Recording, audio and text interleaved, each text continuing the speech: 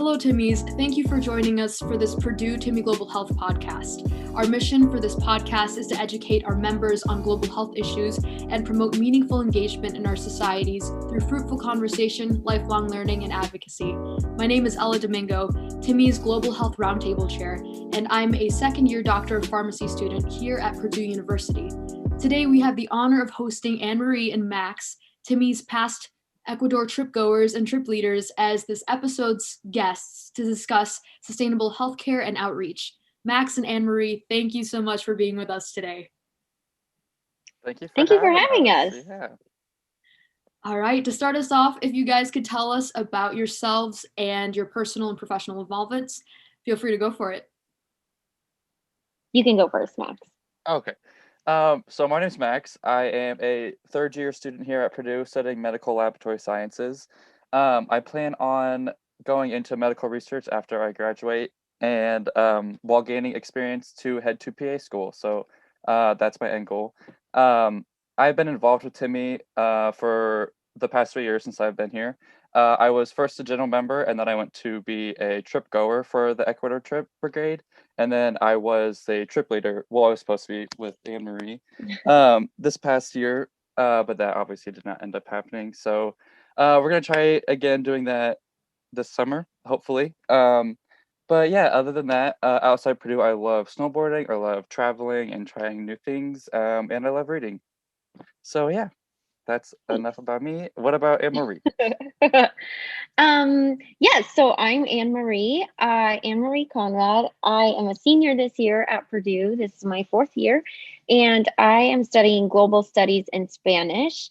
I plan to attend medical school after undergrad, but I am actually applying this coming cycle. So for the year between undergrad and med school, I'm hoping to be in Spain. I'm looking at a few programs, and there I'm hoping to one, get some more experience in a culture that's not my own, but especially mastering Spanish before I start medical school. I hope to go to med school and get my master's in public health alongside an MD or a DO. And I really would like to work in community and or global health with an emphasis on women's reproductive health. As far as my involvement in Timmy, I have been involved since my sophomore year.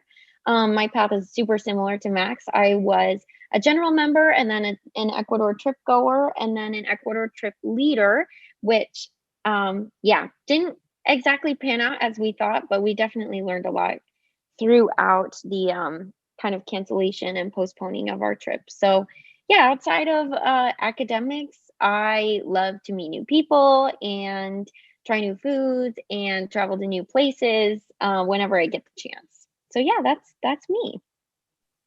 Thank you both. And I was also going to be a trip goer for the Ecuador trip. Was it last year or 2 years ago? I feel like this past period of time has just been a huge whirlwind. But I just remember every single week we would meet in that classroom. You guys were just such a pleasure to have as our leaders. So even from that and the cancellation, I've definitely learned a lot from you two. And I think I'm going to learn a lot more today in the podcast.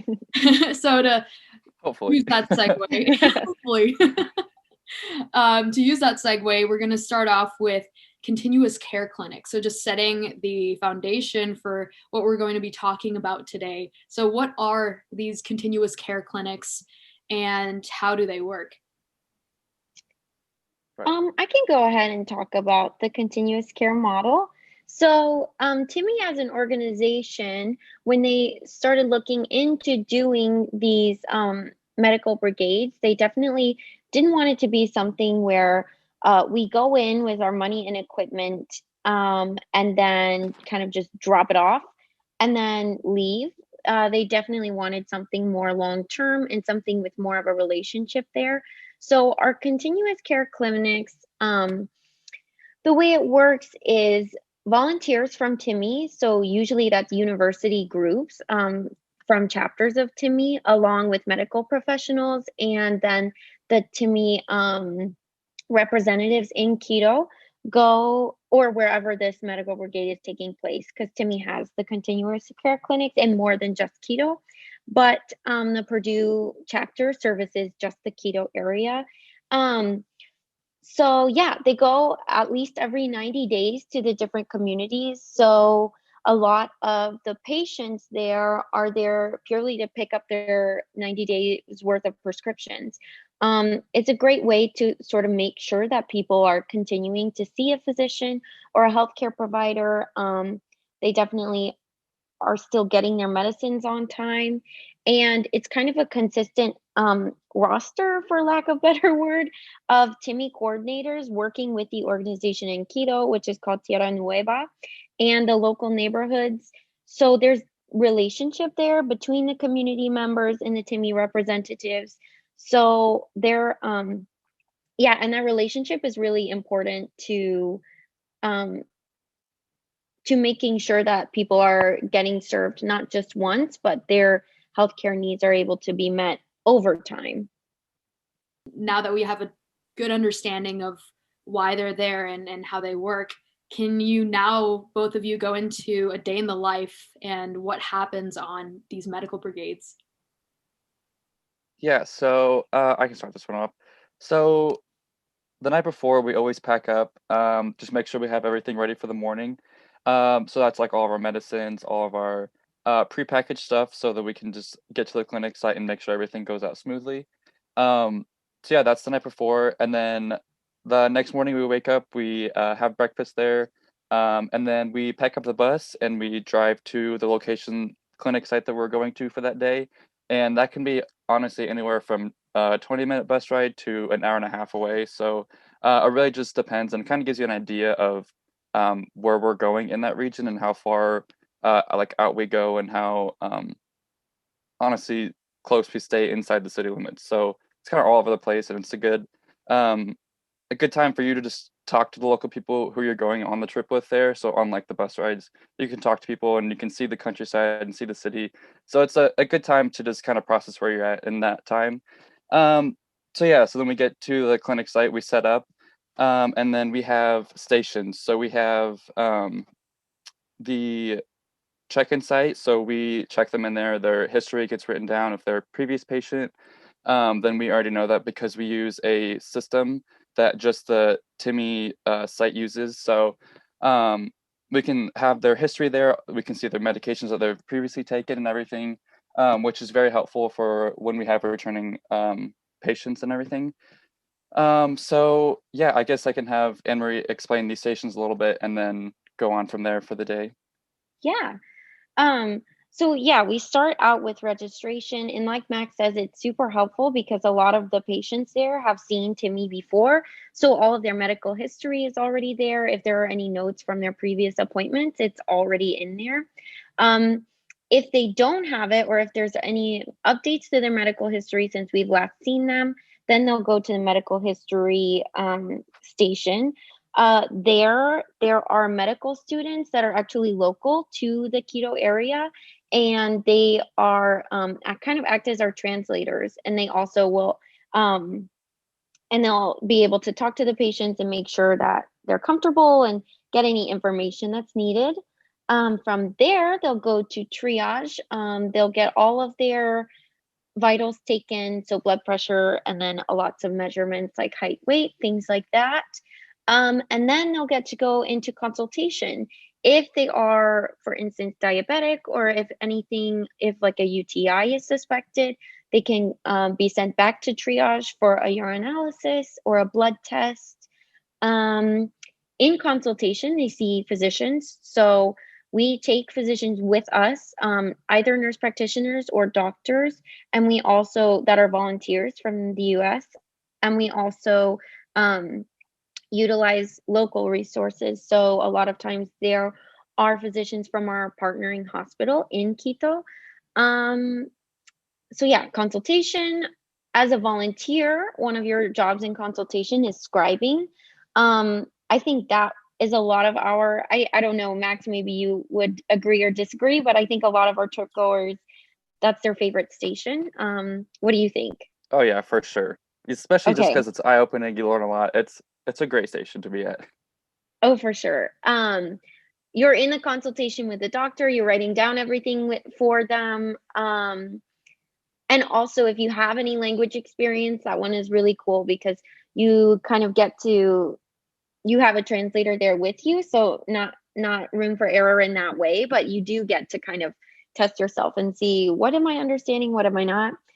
And then the patient will head to the pharmacy station where they'll receive, so the physician can send prescriptions orders right to the pharmacy station. We take a whole bunch of medicines with us, so they're ready to be provided to the patient. And then if they need any sort of like eyeglasses, we also take different prescriptions of eyeglasses, so our patients can receive them.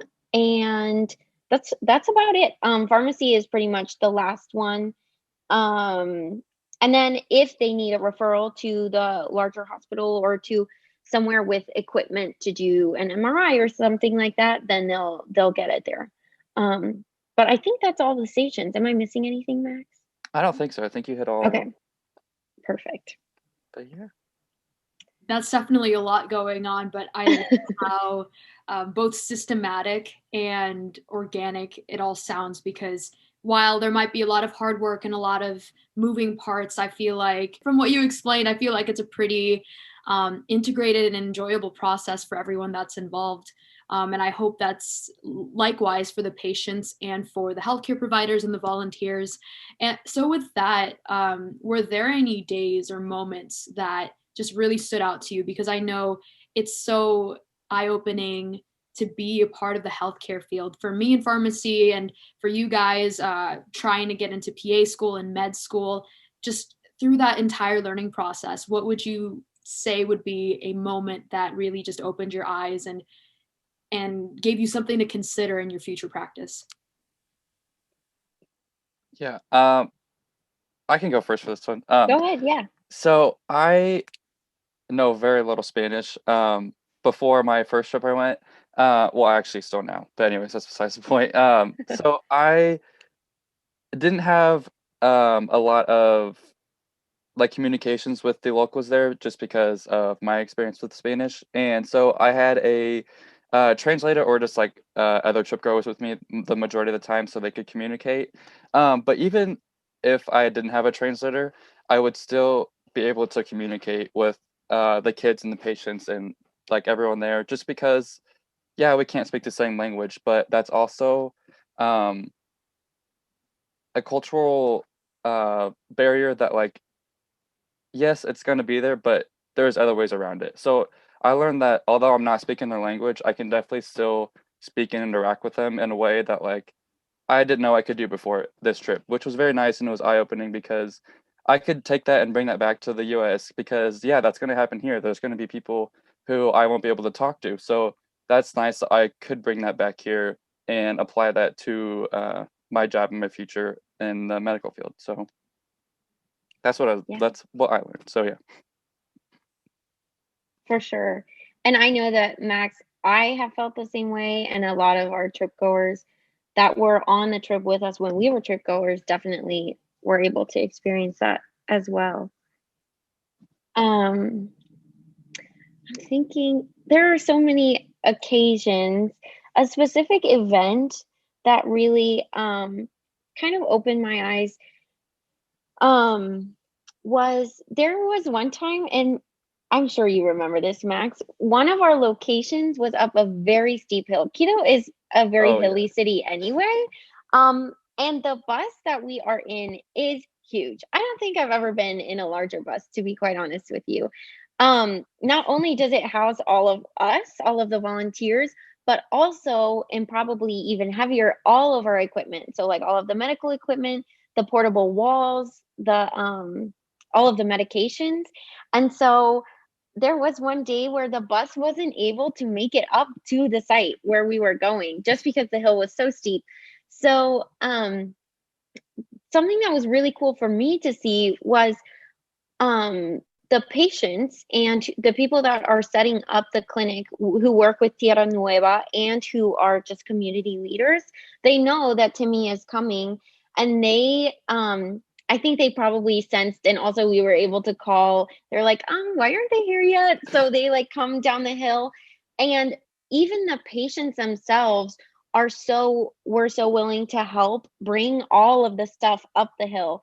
And not only is that an extremely kind and just like uncalled for in a good way thing for people to do, but also it really spoke to me, to the relationship that Timmy has been able to form with the community and the community leaders.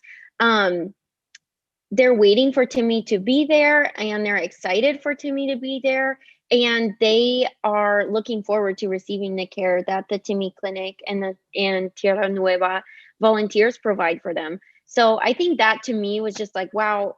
I mean, it even spoke to the continuous care model, because we were able to see the relationship that had been formed there and how important it was to the community members.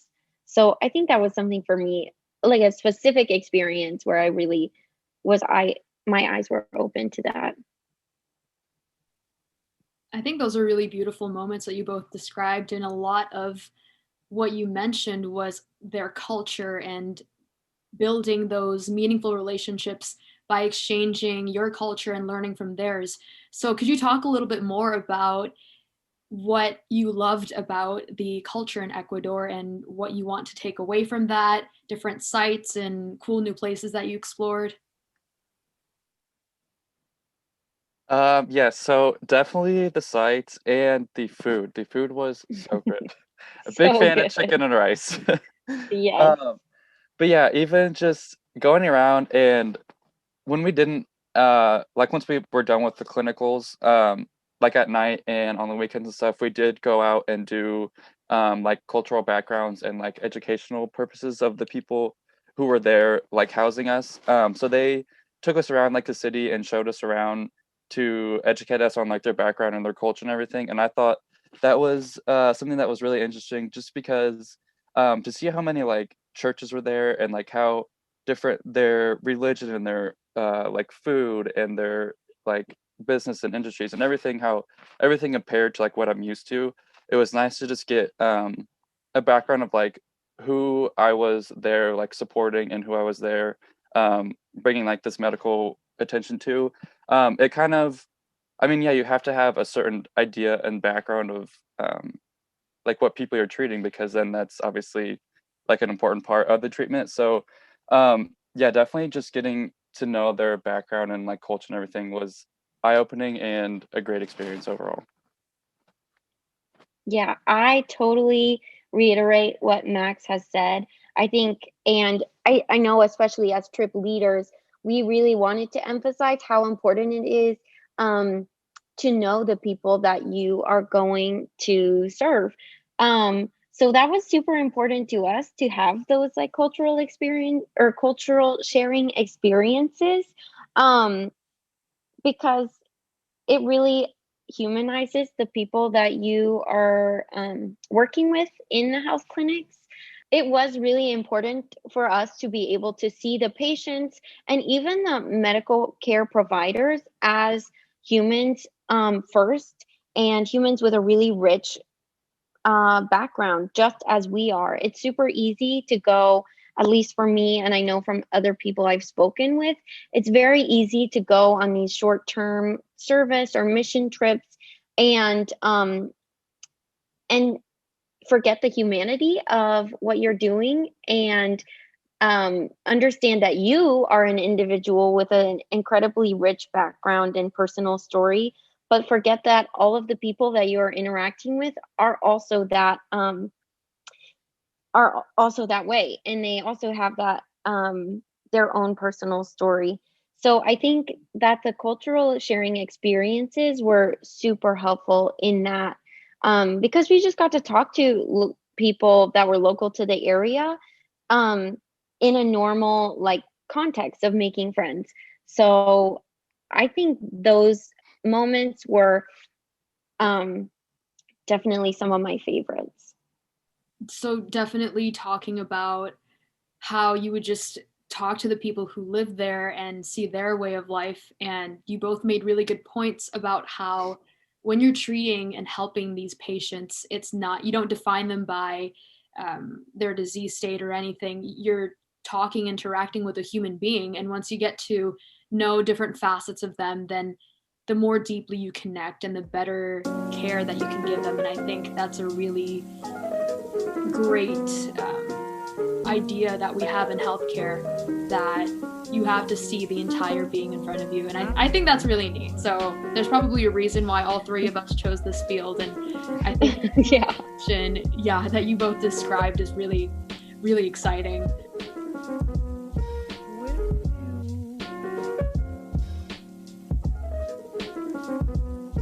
So Timmy chapters, especially Purdue's, does a lot of year-long fundraising. Where exactly do those funds go, and what do they help to support?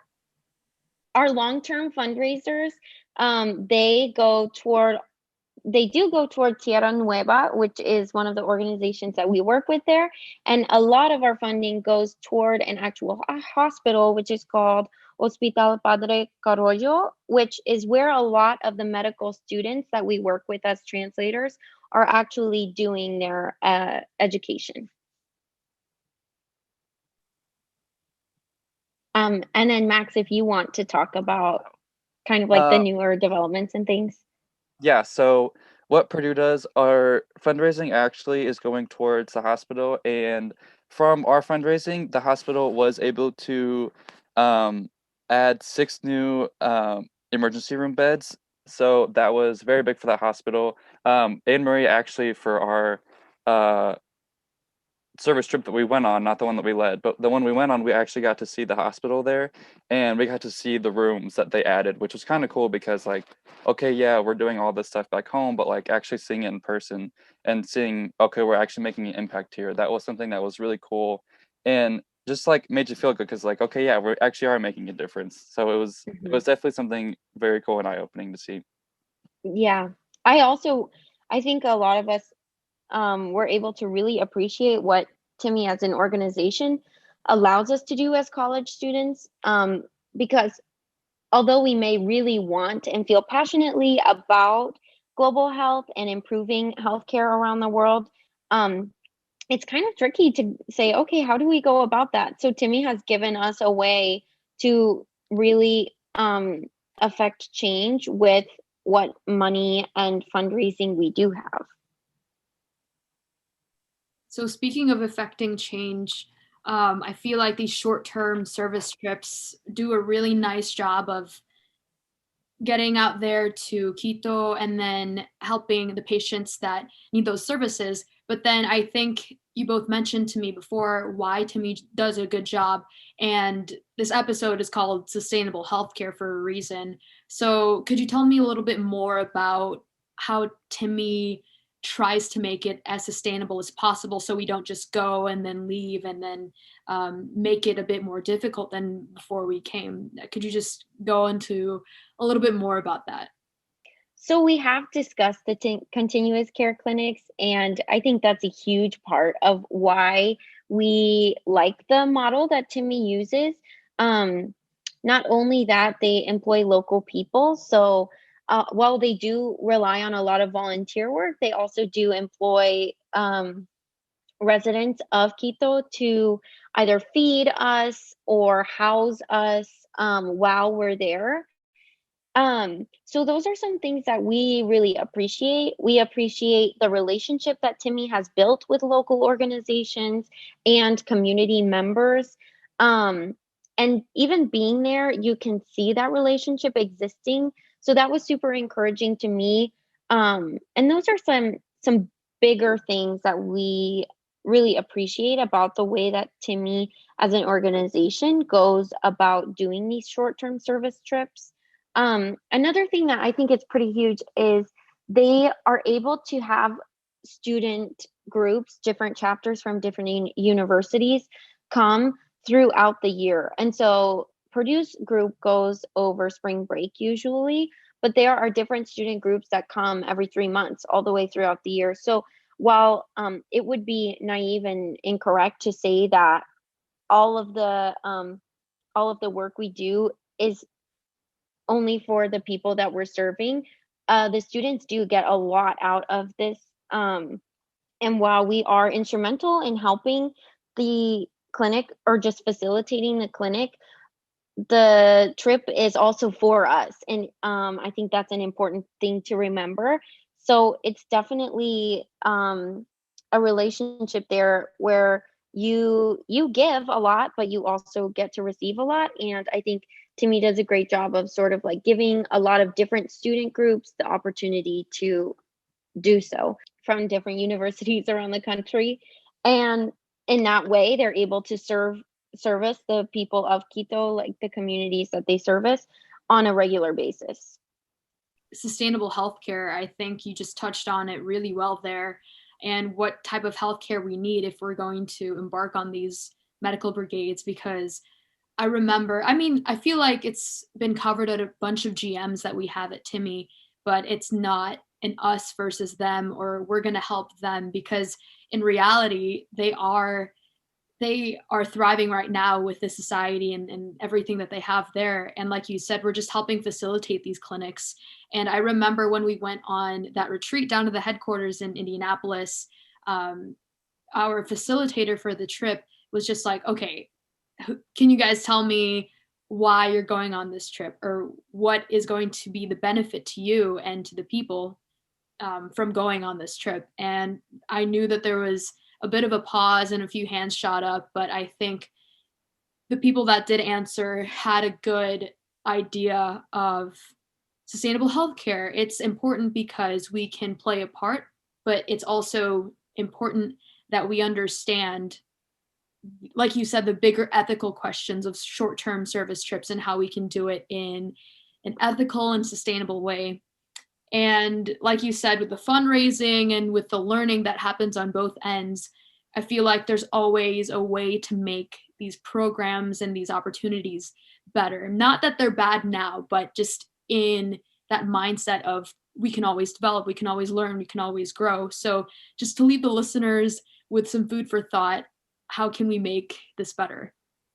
I think it's really important to sort of reiterate what you're saying, to problematize your own organizations. While I love Timmy, and I think Timmy does great work all around the world, to be honest, and especially on college campuses, I think it's really important to continue to look critically at what Timmy does, because it's like I love it enough to criticize it and want it to be better.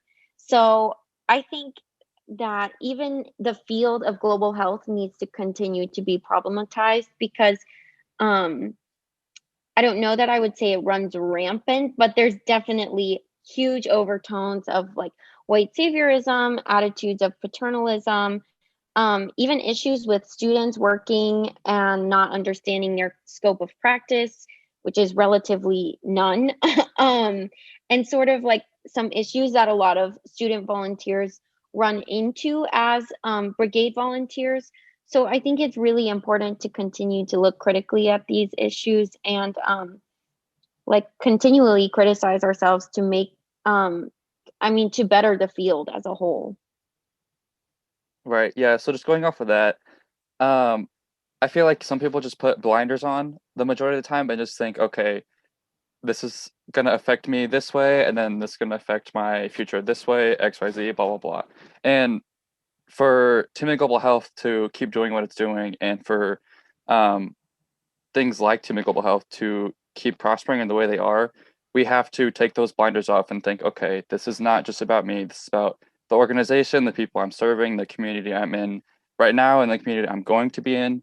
So there's a lot of things that go into it, and some people, like I said, just need to take the time to realize that, okay, I do have these blinders on, and I can take them down and realize, okay, let's make this organization better, and think, how can we criticize this to make this better for the people to come? So that's just, definitely not worrying about what you're at right now, but leaving it better for the people who are coming after you.